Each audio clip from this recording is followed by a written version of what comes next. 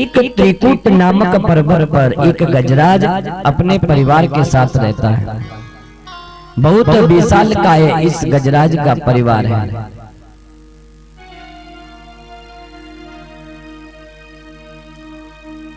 जितने भी जंगली जानवर हैं, कोई भी जंगली जानवर गजराज से हाथ नहीं लगाता था, क्योंकि 10,000 हाथियों में जो बल रहता है वो एक गजराज में था। आज यदि शेर भी गजराज के सामने आ जाते हैं तो वो शेर भी भाग जाता है, इतना बलशाली है गजराज था।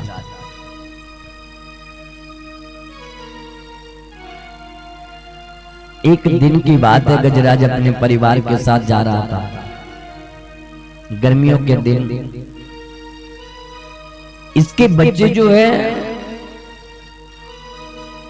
बिना पानी के व्याकुल हो रहे थे, बार बार कह रहे थे कि पिताजी हमें जल पीना है।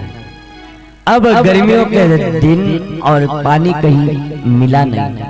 घूमते घूमते पानी ढूंढते ढूंढते अंत समय एक सरोवर दिखाई दिया। जैसे ही सरोवर को देखा तो प्रसन्न हो गया गजराज और समझ गया कि अब इस सरोवर का जल मेरे बेटा पिएंगे तो प्यास बुझ जाएगी। जैसे सरोवर के दर्शन किए, कहा कि बेटा सामने सरोवर है, जल पी करके आओ। इधर बेटा जल पी करके जो है वापिस आने लगे। इनकी पत्नियां एक नहीं अनेक पत्नियां गजराज की हैं, वो भी पानी पीने के लिए चली जाती हैं। सरोवर से जल पीने के बाद सारा परिवार आ गया। जब अपने परिवार को संतुष्ट देखा तो गजराज प्रसन्न हो गया।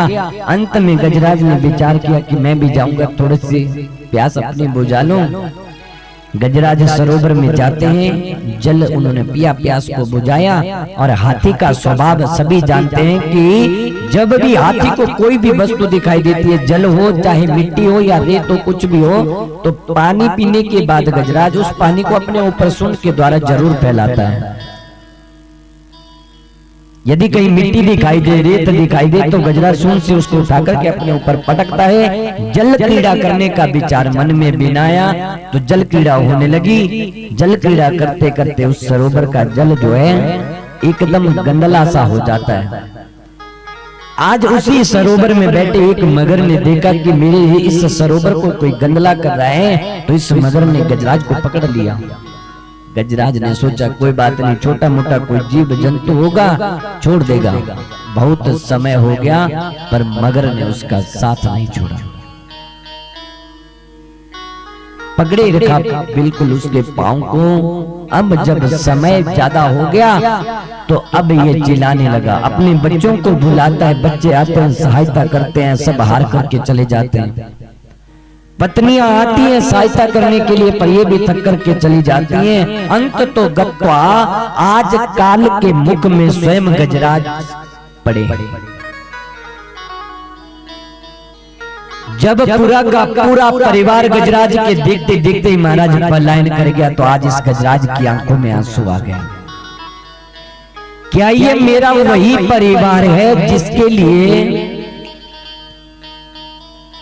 लिए जो है मैंने इतना परिश्रम किया, इतनी मेहनत की? क्या ये वही परिवार है? आज मेरी वजह से जो है जंगली कोई भी जानवर हो, कोई भी जो है इनको हाथ नहीं लगा सकता था। ये केवल गजराज की कथा नहीं है कि भागवत जी में जो गजराज जी की कथा बताई गई है, ये हर एक उस घर के गजराज की कथा है जिसने अपना पूरा जीवन अपने परिवार में लगाया। पर जब अंत समय उस व्यक्ति का आया तो परिवार वाले जो आज उसकी सहायता नहीं करते हैं। बार बार जो है गजराज यही विचार कर रहा है कि ये क्या मेरा वो परिवार है। एक वृद्ध पिता जो है जिसने जीवन अपना सारा अपने परिवार में लगा दिया, अपने बच्चों में, अपनी पत्नी में अपना जीवन दे दिया, एक बार भी कभी अपने बारे में विचार नहीं किया। और जब आज वही पिता, वही बुजुर्ग जो है घर में बीमार पड़ा है, तो आज घर वाले जो है उसके खास जो बेटा है, यदि घर में पिता बीमार हो जाता है तो बेटा क्या करता है? पिताजी को हॉस्पिटल ले जाते हैं। एक दिन बेटा देखता है कि पिता हॉस्पिटल में। क्या किया जाए? एक दिन बेटा जाएगा, 2 दिन जाएगा, डॉक्टर साहब कहते हैं कि 1 महीने तक हॉस्पिटल में ही रुकना पड़ेगा, यदि जल्दी घर ले जाओगे तो हम कुछ कह नहीं सकते। अब बेटा जो है सर्विस भी करनी है, नौकरी में है, तो कैसे बनेगा? 1 महीना तक कौन हॉस्पिटल जाता रहेगा? एक दिन बेटा जाएगा, दूसरे दिन जाएगा, फिर हाथ जोड़ लेगा पिताजी, अपनी माँ से कहेगा माँ तुम पिताजी का ख्याल रखना। 1 महीने तक पिताजी को डॉक्टर साहब ने कह दिया कि इसी हॉस्पिटल में रखेंगे। तुम्हें पता है माँ कि हमारे पास इतनी छुट्टियां नहीं है, हम नहीं आ सकते, इतनी छुट्टियां हम नहीं कर सकते। माँ जितना भी पिताजी का यहाँ दवाई इलाज का खर्चा आएगा ना वो सब हम करेंगे, पर हॉस्पिटल नहीं जाएंगे। पिताजी की बीमारी में जितना खर्चा होने वाला है वो सब हम उठा लेंगे, पर पिताजी को देखने हॉस्पिटल नहीं जाएंगे। और मन में विचार करो कि यही बेटा यदि बाप की जगह बीमार हो जाता और पिता नौकरी कर रहा होता तो अपनी नौकरी छोड़कर क्या जाता? महाराज जी कि मुझे मेरी संतान से बड़ी कोई नौकरी नहीं है, पिता ऐसा विचार करके आता। पर यदि आज पिता मुसीबत में है तो बेटा कभी विचार नहीं करता, माँ से कहता है कि तुम देख लेना 1 महीने तक छुट्टी नहीं मिलने वाली। यदि माँ बीमार हो जाती है ना तो मैया तू हॉस्पिटल चली जा, हमारे पास समय नहीं है, 1-2 महीने तुझे हॉस्पिटल रहना पड़ेगा, जितना खर्चा आएगा वो हम कर लेंगे, पर माँ तेरे साथ हॉस्पिटल नहीं जाएंगे।